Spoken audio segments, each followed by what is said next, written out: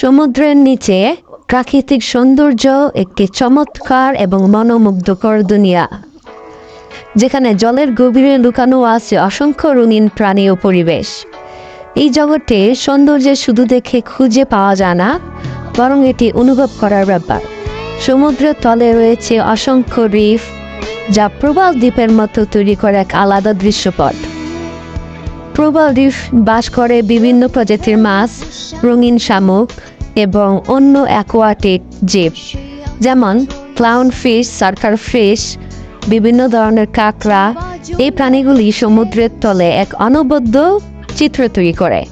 প্রবাল রিফগুলি পরিবেশের একটি গুরুত্বপূর্ণ অংশ, কারণ এটি তখনই সুস্থ থাকে যখন এদের আশেপাশে যথাসম্ভব জীববৈচিত্র্য বজায় থাকে।